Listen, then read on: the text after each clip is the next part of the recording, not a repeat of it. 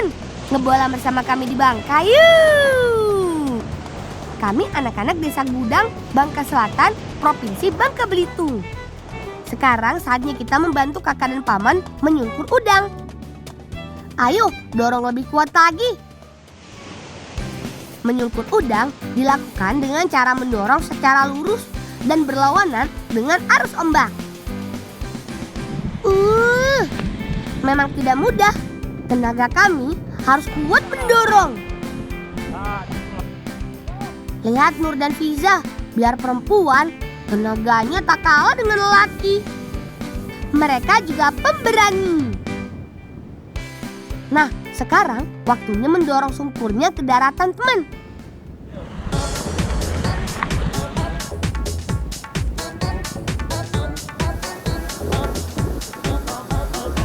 Alang, buka tali, Alang. Alang, buka tali, Alang. Hore! Dapat! Tapi ini bukan udang sungkur yang kita cari. Lumayanlah buat lauk di rumah nanti.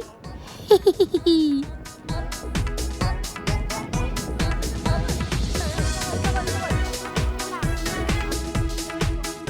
Yuk Pak, cari lagi yuk Pak ya. Yuk, cari lagi yuk. Yuk, bantu yuk, bawa nih. Sekarang coba lagi teman. Jangan menyerah dan tetap semangat. Oh iya teman, sungkur kami ini terbuat dari kayu dan jaring. Uniknya, di bagian ujung sungkur ada kayu yang dibentuk menyerupai sepatu. Alat ini berfungsi untuk memudahkan kita saat mendorong. Selain itu mencegah sungkur masuk dan tertancap di dalam pasir. Yuk lanjut. Ayo, dorong lagi teman.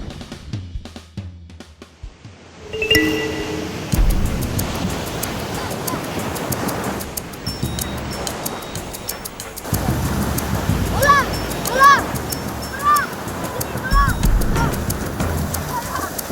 Lang, gimana aja Lang? Tas tadi Lang. Lang, tadi yang tidak keluar tadi. Nggak tahu mana. Mana iya deh, tadi Lang. Aduh, Afdal, selalu bikin ulah. Sekarang lanjut dorong sungkurnya ke tepi pantai lagi. Ayo, semangat. Buka jaringnya. Wow. Akhirnya kami dapat udang sungkur yang kami cari. Teman di rumah tahu nggak? Udang sungkur sangat cocok dibuat terasi.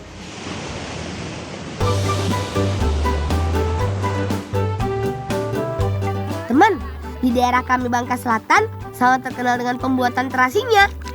Industri pembuatan terasi Bangka dimulai tahun 1972. Saat itu banyak etnis keturunan Tionghoa yang tinggal di pesisir pantai Bangka Selatan membuat terasi. Makin lama, terasi Bangka dijadikan oleh-oleh dan bahkan bisa dikirim sampai ke mancanegara. Setengah bila, yang dihabis dah. Ambil saukian Lang. Kita basuh.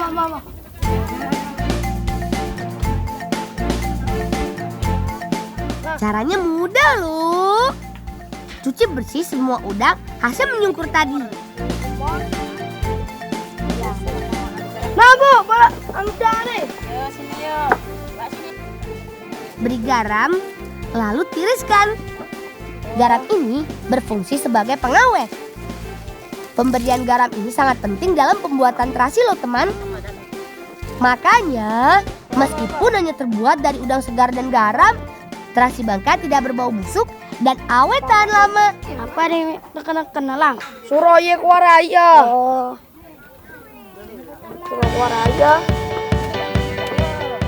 Setelah itu, tumbuk sampai halus menggunakan lesung. Terasi Bangka terkenal enak karena terbuat dari udang sungkur atau rebon segar tanpa campuran ikan. Udang yang dipilih benar-benar kualitas udang yang bagus.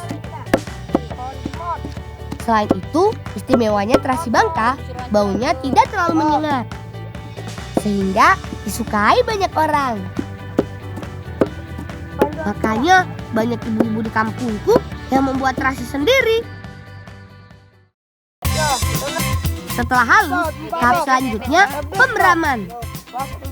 Bob, selesai Bob. Jangan sampai ada sisa.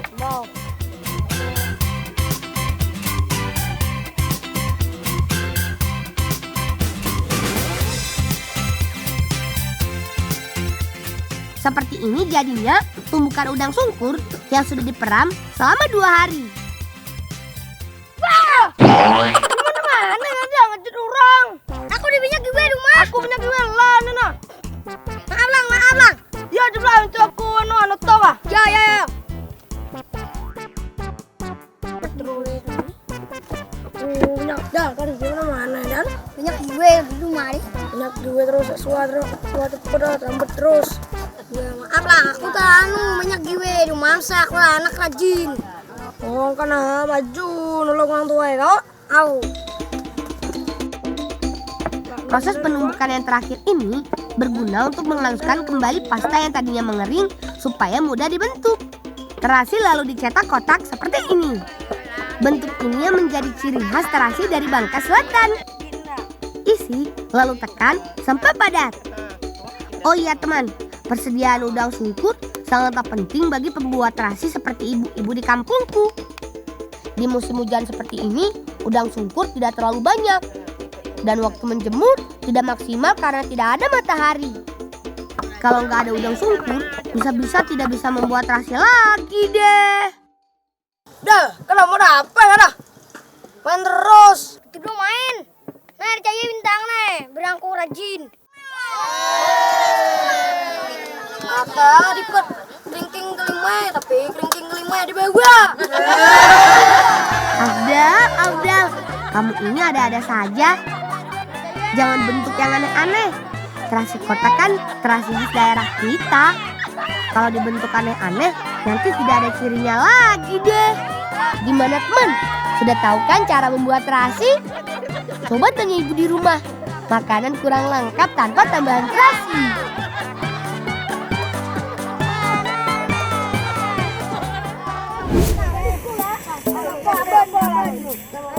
Teman, udang bukan hanya berguna untuk bahan baku terasi loh. Ada lagi makanan khas Bangka yang terbuat dari udang. Kita ngebolang ke tempat nenekku yuk. Lang, dicuci udangnya ya. Bonek.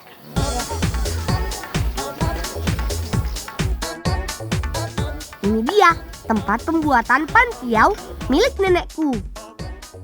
Campur tepung beras dan tepung terigu. Jangan lupa tambahkan garam. Tuangkan sedikit demi sedikit air. Aduk terus sampai tepung berubah agak cair. Tinggal masukkan deh pewarnanya. Merah, kuning, hijau. Nah, jangan lupa. Jadi deh adonan pantiaunya. Sebelum masuk ke proses pengukusan, loyang harus diolesi minyak terlebih dahulu supaya nggak lengket. Sip, tuangkan adonannya. Tipis-tipis saja ya teman, seperti ini. Waktunya mengukus adonan. Masukkan loyang kecil paling bawah, disusul loyang yang lebih besar. Begitu seterusnya sampai 3 tingkat. Tutup agar kukusan cepat matang. Sambil menunggu matang, kita buat bumbu kuahnya terlebih dahulu yuk. Rebus udang sampai menjadi kaldu udang.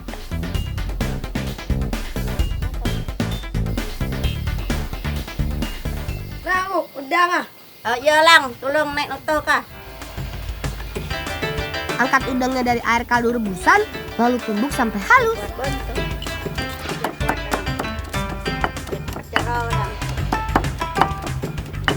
Untuk bumbunya, kupas bawang merah dan bawang putih. Tumbuk sampai halus keduanya dan tambahkan sedikit sahang atau merica. Campur tumbukan udang dengan bumbu halusnya. Jadi deh, sekarang tinggal ditumis. Aduk-aduk agar tidak gosong ya teman. Setelah setengah matang, tuangkan kuah kaldu udangnya. Tunggu deh sampai mendidih. Sekarang angkat loyang dari kukusan yuk. Tada! Matang juga akhirnya. Ambil adonan yang sudah matang dari loyang dan letakkan di atas daun pisang supaya tidak lengket. Gulung secara perlahan dan potong tipis-tipis.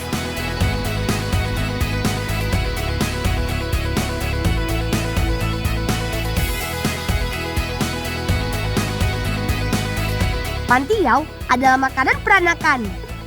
Muncul dari budaya Tionghoa yang ada di Pulau Bangka. Di Pulau Bangka memang hidup beragam etnis yang rukun damai, teman. Cantik sekali. Setelah semua diiris tipis, tinggal kita susun saja di atas daun mangkok. Tara! Pantiau khas Bangka siap disajikan saat ritual adat ketupat gong.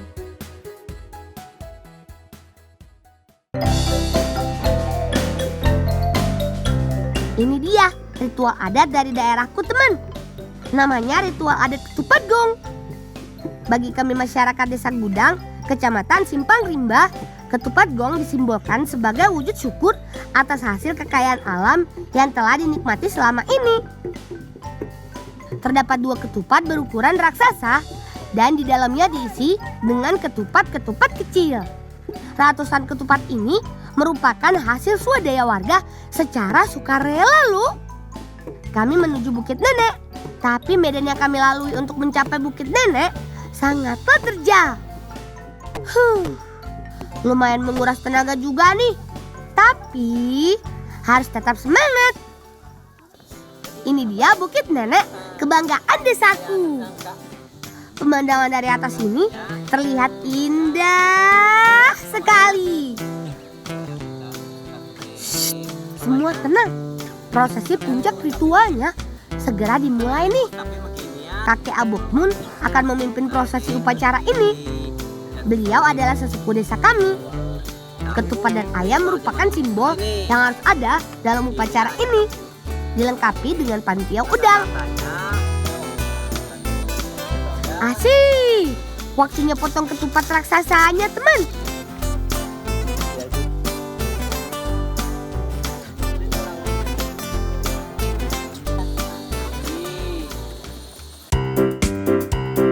Selamat makan, teman-teman. Nikmatnya makan bersama sambil menikmati pemandangan yang sangat indah. Oh iya, tahukah kalian, Bukit Nenek ini merupakan tempat perjuangan Batin Tikal selama melawan penjajah Belanda. Batin Tikal adalah pahlawan dari Bangka. Beliau bersembunyi dan bergerilya di Bukit Nenek dan sekitarnya. Nah, itu dia sekilas tentang sejarah Bukit Nenek ini, teman.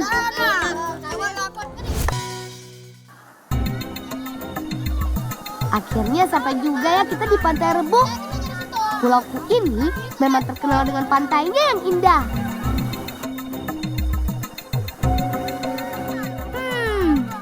Kok perasaanku dari tadi tidak enak ya? Seperti ada yang membuntuti. Sudahlah. Mungkin hanya perasaanku saja. Ayo cepat, kita harus bergegas. Biasanya para nelayan sudah tiba di pinggir pantai jam segini.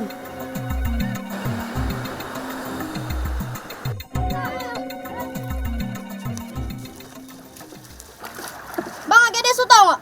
Dikit ya, Sutong lagi bokro lagi bawa kawan tadi.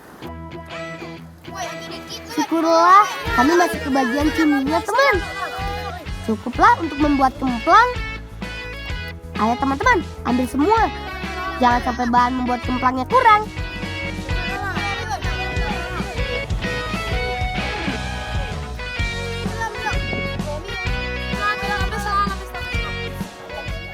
Bang, kami ambil semua enak. Makasih. Lalang.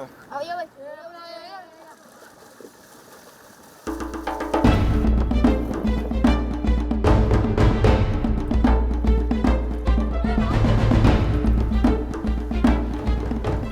Ngapain, Lang? Tadi toh saya kode orang deket tau. Di mana? Deket tau nah. Dak daerah, Lang. Kalau perasaan ke bae tur kok. Saya kode Daerah. Nah, teman, Pulau Bangka yang kucinta kaya akan aneka hasil alam dan lautnya. Tadi itu kayak ada Kami orang. memanfaatkan hasil laut tersebut dengan berbagai macam olahan khas Bangka yang enak. Tak hanya tenggiri dan udang saja, masyarakat di desaku memanfaatkan cumi untuk bahan utama dalam pembuatan kemplang. Mak, naik sutong. Au, Lang. Ada yang tahu apa itu kemplang? Ya, sejenis kerupuk khas Bangka. Nama kemplang berasal dari dialek Melayu lokal yang berarti memukul. Ini karena proses membuat adonan kemplang dilakukan dengan cara memukul-mukul.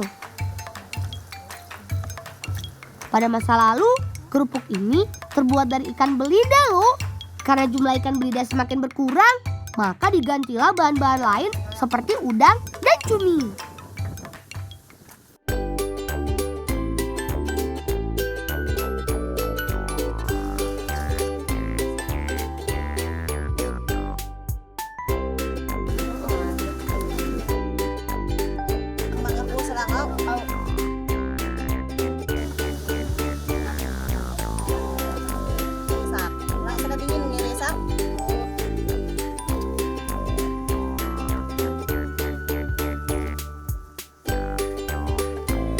Selanjutnya, masuk tahap pengeringan. Adonan yang selesai dikukus selama 20 menit masih harus diiris dan dikeringkan.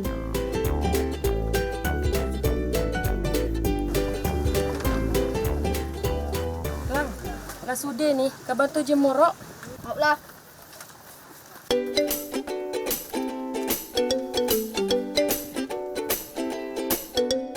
Pengeringan di bawah sinar matahari memakan waktu lebih kurang 2 sampai 3 hari.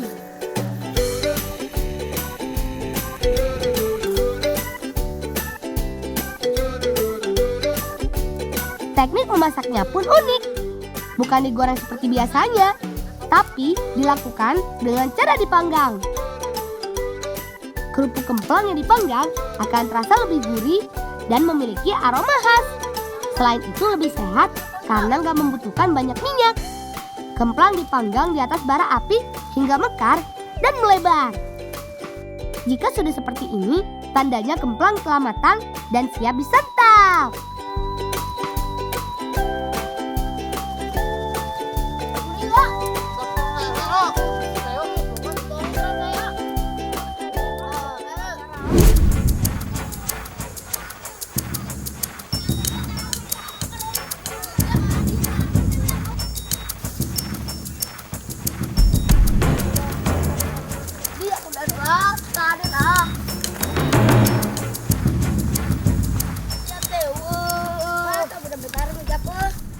Berhenti dek, sini mak bantu bawa Put, mata elah Put, kue kita diambil Put. Bola, bola, ini bola, kue kita diambil, oh bola.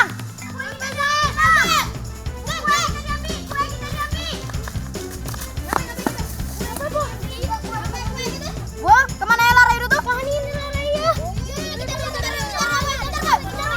Aduh, gawat. Kue, permen, dan kemplang kami hilang dicuri. Ayo cepat, kita harus kejar pencurinya.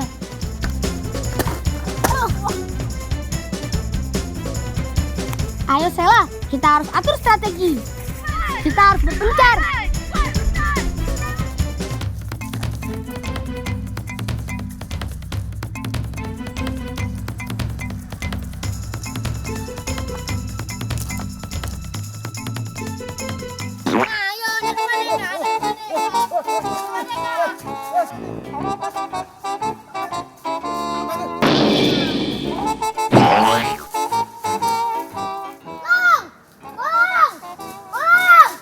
Sal, ngapain nih Sal?